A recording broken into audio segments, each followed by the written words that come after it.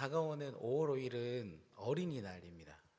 어린이날 이게 다들 약속 좋은데 약속 많이 잡으셨을 것 같은데 가시면 멍멍 개고생입니다.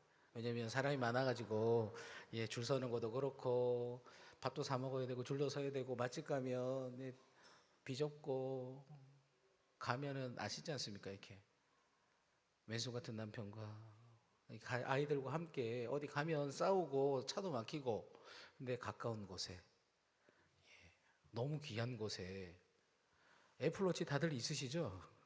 없으신 분들은 다 드리지는 않고요.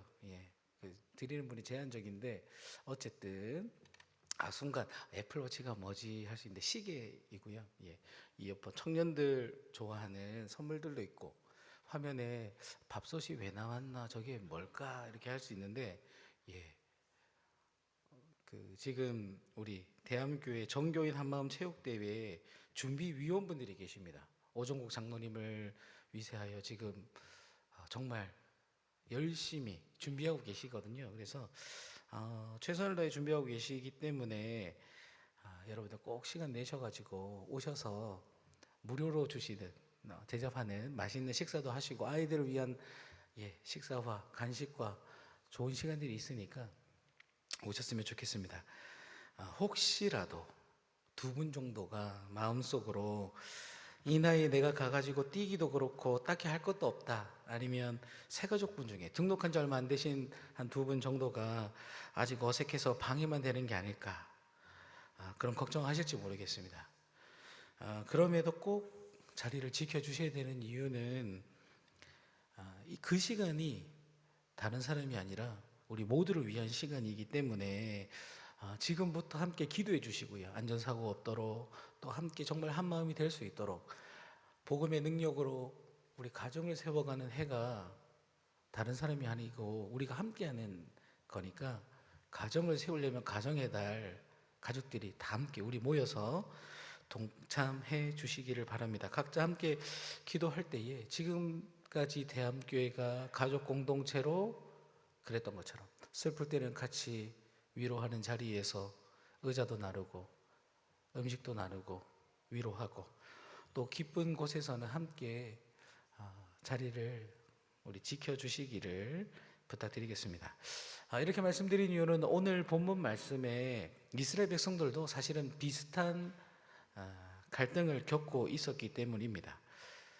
포로에서 귀환했던 이스라엘 백성들은 사실 오고 싶어서 온 건 아니고 떠나 있는 그곳에 다시 돌아가는 것은 어떻게 보면 막막한 삶이라 할 수 있습니다. 이미 바벨론 포로로 잡혀간 이후에 익숙한 삶을 살아가고 있는데 다시금 고향으로 돌아오는 것이 그렇게 마냥 행복한 일은 아니었을 것입니다. 그렇게 돌아와서 열심히 하나님 뜻대로 살아가고 싶지만 모든 것이 불타고 무너지고 다시금 하나님의 뜻대로 성전을 짓고 성전 중심의 삶을 살아가고 싶은데 문제가 있었는데, 그게 뭐냐면 익숙했던 과거의 영광과 지금의 자신들의 현실이 너무 차이나게 느껴졌다라는 겁니다. 오늘 본문 말씀은 그런 상황 가운데 이스라엘 백성들에게 특히 학개 선지자를 통해서 하나님이 주신 말씀입니다. 오늘 본문 1절을 보시면 하나님께서 학개 선지자에게 언제 주신 말씀이라고 되어 있냐면 한번 같이 읽어보겠습니다. 일곱째 달 곧 그 달 21일에 여호와의 말씀이 선지자 학개에게 임하니라 이르시되, 하나님께서 학개에게 말씀하시는데 언제 말씀하시는가? 일곱째 달 7월이라고 이야기합니다. 7월 21일. 7월 21일. 이것은 유대인들의 달력은 아니고 오늘 본문 우리가 지금 2장을 읽었는데 1장에 보면 이미 하나님께서 말씀하시고 한 달이 지났다라는 시간을 의미하고 있습니다. 성전 재건을 명령하신 하나님께서 한 달 뒤에 다시 학개에게 말씀하셨다라는 겁니다. 그렇다면 실수가 없으신 하나님, 전지전능하신 하나님께서 왜 한 번만에 말하지 않고 한 달이 지나서 또 말씀하셨을까? 말씀하실 필요가 있었을까? 그 이유는 앞서 말한 것처럼 이들이 열심히 처음 마음과 다르게 한 달이 지났을 때 그들의 마음이 많이 달라져 있었기 때문입니다. 긍정적이기보다는 부정적으로 영적인 침체가 찾아왔다라고 할 수 있습니다. 마치 우리 승호가 예수님 너무 잘 믿고 수련회 가서 은혜 받았는데 딱 한 달 뒤에 예전에 이렇게 뭔가 받은 은혜들을 쏟고 그 마음이 냉랭한 차갑게 식어버린 하나님의 뜻에 반응하기 이제는 좀 어려운 그때 하나님께서 다시 학개를 통해 이스라엘 백성들에게 말씀하십니다. 공사의 진척도 없고 사람들의 마음이 차갑고 냉랭하던 그때에 오늘 본문 2절에서 하나님은 이렇게 말씀하십니다. 너는 스알디엘의 아들 유다 총독 스룹바벨과 요사닥의 아들 대제사장 요수아와 남은 백성에게 말하여 이르라 라고 말씀합니다.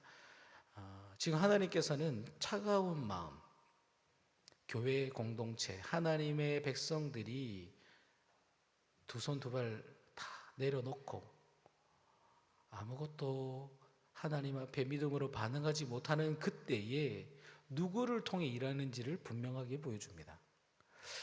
하나님께서는 스룹바벨, 그러니까 이스라엘 백성들의 지도자, 그리고 영적인 지도자 이 여호수아 대제사장, 이 지도자들만 부르지 않았습니다. 남은 백성에게 말하여 이르라라고 하나님께서는 구분해서 분명하게 말씀합니다. 난 아니겠지. 체육대 난 아니겠지. 중보기도 난 아니겠지. 하나님께서는 아무도 구분하지 않고 이스라엘 백성 모두에게 동일하게 성전 재건을 사명의 자리로 부르실 때에 그들에게 모두 말씀하십니다. 단 한 사람도 빠짐없이 부르셨다라는 겁니다. 이것을 통해 우리는 교회가 어떻게 하나님의 나라, 하나님의 교회가 어떻게 세워지고 어떻게 이루어지는지를 보게 됩니다. 세상에는 이 파레토의 법칙이라는 게 있습니다. 20대 80, 20이 80의 역할을 한다. 그래서 100 모두가 하는 공동체, 세상의 법칙은 그렇지 않습니다. 그런데 하나님의 나라는 뛰어난 지도자 모세 한 사람이 아니라 하나님의 백성을 통해 하나님께서는 세상의 약한 사람들, 부족한 사람들 그 모두를 통해 하나님은 일하신다라는 겁니다. 무너진 성전을 누구를 통해 세우시는가? 하나님의 성전 재건은 직분, 나이, 성별, 형편 모두 상관없이 하나님께서 부르시는 하나님의 백성들이 다 함께 세우는 것이다라는 겁니다. 대함교회의 지금의 시간을 뒤돌아보시면 지도자 한 사람이 아닌 우리를 통해 일하신 하나님을 아마 느끼시고 그리고 앞으로도 동일합니다. 구경꾼 없이 우리 모두가 함께 마음을 모아야 한다라는 겁니다. 그렇다면 다시 본문으로 돌아와서 하나님께서 이스라엘 백성들을 지도자 그리고 영적인 지도자 그리고 이스라엘 백성들을 다 부르신 다음에 그들에게 건네신 첫 마디, 그 첫 마디를 보면 이들이 왜 열정을 식었는지, 그렇게 빨리 식었는지의 이유를 알 수 있습니다. 그것이 3절에 있는데요. 너희 가운데 남아있는 자 중에서 이 성전의 이전 영광을 본 자가 누구냐? 이제 이것이 너희에게 어떻게 보이느냐? 이것이 너희 눈에 보잘것없지 아니하냐? 이스라엘 백성들이 바벨론에서 돌아왔을 때에 포로로 돌아온 이스라엘 백성들은 모두가 동일하게 이 마음이라고 보셔서는 안 됩니다. 학개랑 동시대 사역자인 스가랴는 또 다른 쪽으로 접근하고 있기 때문에 하가랴는 연세가 많으신 어르신들을 향한 사역자, 스가랴는 젊은 청년 사역자라고 보시면 조금 서로 다른 것 같은 이 내용들을 좀 이해할 수 있습니다. 학계는 젊은 사람들에게 얘기하는 게 아닙니다. 지금까지 열심히 하나님을 믿었고 포로 생활 가운데서도 믿음을 지켰고 그리고 솔로몬의 성전, 이전 성전의 영광을 보았던 그 어르신들, 그분들을 향해 이전 영광과 비교해서 지금 성전 볼품이 없지, 조금 너희 눈에 마음에 잘 안 들지, 이전에는 성전이면 이 정도인데 보잘것없어 보이지 않느냐라고 말씀하십니다. 하나님은 과거 솔로몬이 지었던 화려한 성전을 본 자들에게 이전에 비해 초라해 보이는 지금의 상황 때문에 초라한 그 모습에 실망하지 마라. 아마도 그들 마음속에는 기대하는 마음, 기대치가 있었을 것입니다. 근데 막상 땀 흘려 일하는데 하나님의 성전은 볼품이 없고 내가 생각하는 그런 신앙의 어떤 모습이 보이지 않는 것 같아서 스스로 성전에 대해, 자신들의 신앙에 대해 하찮게 여기게 된 겁니다. 그 마음이 들어왔을 때에 자신들의 신앙과 헌신에 대해 깊은 자기 비하로 이어지게 된 것입니다. 설상가상으로 하나님의 임재를 상징하는 이 성전은 학계 1장 8절을 말씀해 보시면 하나님은 너희가 산에 가서 나무로 성전을 건축하라. 이 말씀은 곧이곧대로 정말 산에 가서 아무나 대충 했겠구나로 생각해서는 안 됩니다. 왜냐하면 에스라 말씀이나 6장이나 6장 4절이나 성경을 보면 분명하게 나무뿐 아니라, 그리고 오늘 학교 말씀에서도 은도 금도 내 것이다라고 이야기하시고 하나님의 성전은 이미 많은 재료들이 들어가 있습니다. 그러나 이전에 수입했던 고급 석재로 화려한 물품으로 했던 성전과는 비해 볼품이 없었다라는 겁니다. 결국 자연스럽게 이렇게 비교하던 신앙, 이전에 비해 지금 현재에 만족하지 못하던 이스라엘 백성들의 그 마음이 내가 가진 신앙의 기준 때문에 계속 비교하게 되고, 비교하다 보면 실망하게 되고, 그리고 좌절이 찾아오고 급기야 서로를 비난하는 이 상태에 이르게 되었습니다. 신앙생활 할 때에 이전에 어땠다는 다 필요 없습니다. 이전에 저희 집에 벤츠를 탔든, 이전에 저희 집이 500평이었든 지금 그게 무슨 상관이 있겠습니까? 비교는 낙심하게 됩니다. 지금 중요한 것은 내가 하나님과 어떤 관계인가, 하나님의 뜻은 무엇인가, 그리고 주어진 자리에서 하나님과의 아름다운 일들을 우리가 그려가면 되는 것입니다.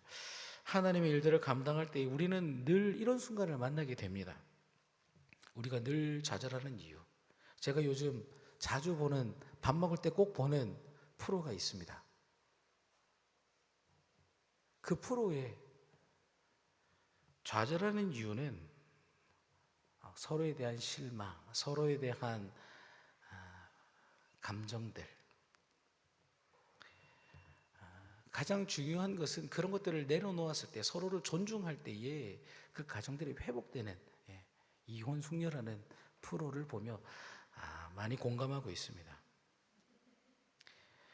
하나님의 일들을 감당할 때에 나도 모르게 내가 가진 기준, 그리고 내가 가진 판단,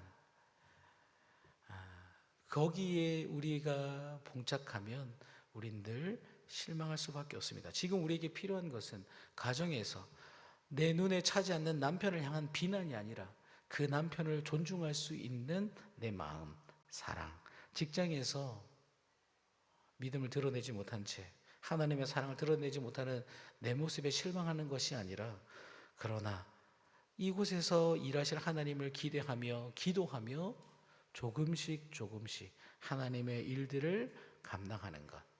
교회에서, 세상에서 이전의 어떠함이 아니라 지금 나를 통해 일하시는 하나님을 꿈꾸는 것, 바로 그때에 우리는 비교가 아니라, 좌절이 아니라 하나님의 새로운, 이전보다 더 큰 영광을 경험할 수 있습니다. 분명 과거의 영광을 돌아보는 것은 너무너무 소중하고 중요한 일입니다. 그러나 과거의 지치기에 집착하게 되면 그것은 우리 발목을 붙잡게 될 것입니다.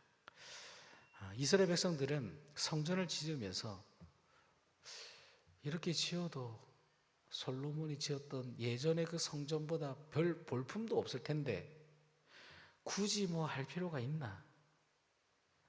그냥 뭐 적당히 하자. 이스라엘 백성들의 마음에 솔직한 마음은 이 마음이었습니다. 여러분, 이 마음이 지금 우리의 마음이 아닌지를 확인하셔야 합니다.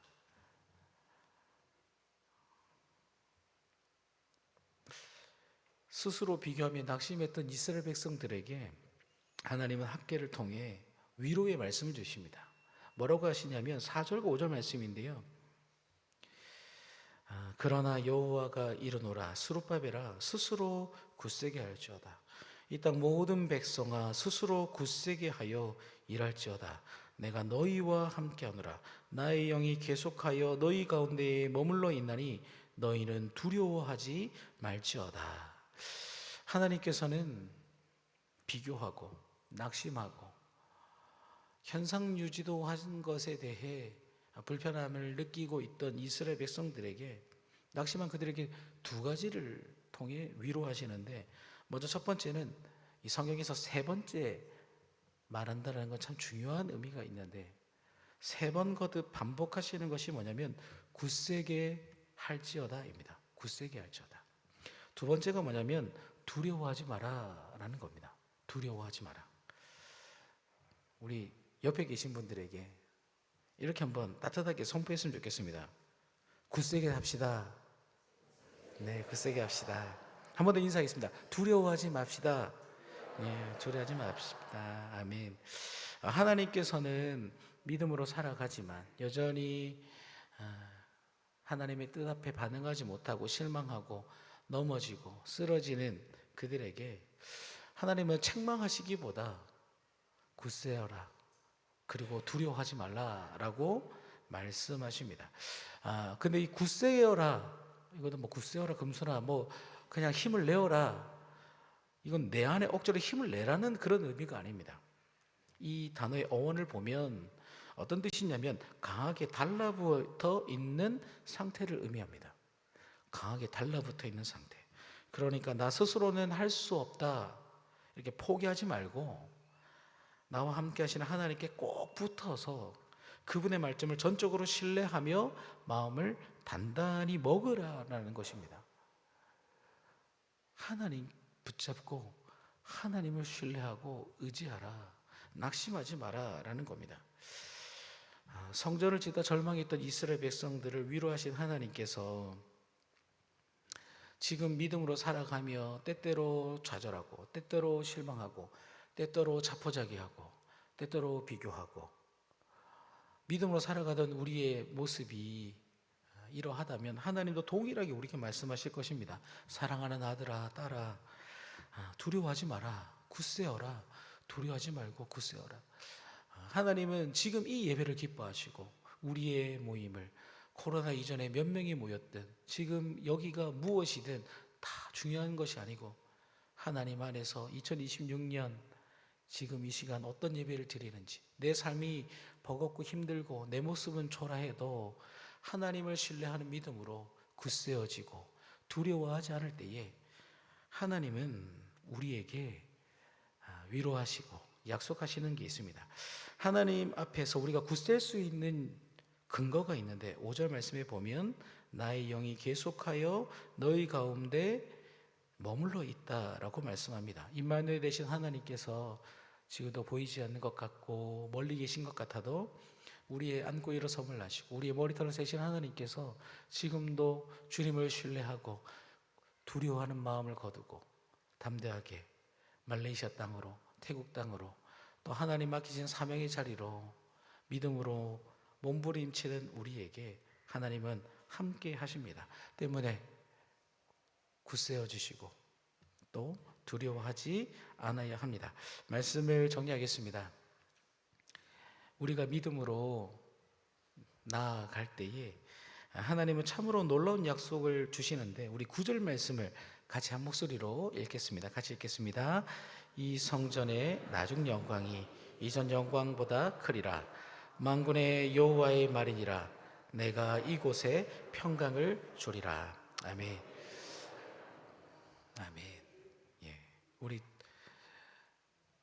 지금 교육자분들을 보면서, 2살 많은 우리 교육자들을 보면서 우리 어르신들이 우리 교육자들의 모습이 투박한 나무를 쌓는 것 같은 모습이 느껴지신다면, 이전에 어떤 솔로몬의 성전의 영광 그것보다 좀 부족해 보인다 할지라도 오늘 말씀을 통해 지금 교육자들을 통해 지금 우리 장로님들, 우리 권사님, 우리 성도님들 모두를 통해 솔로몬의 영광, 이전 영광보다 더 큰 충만한 영광으로 우리 교회를 채워주실 줄 믿습니다.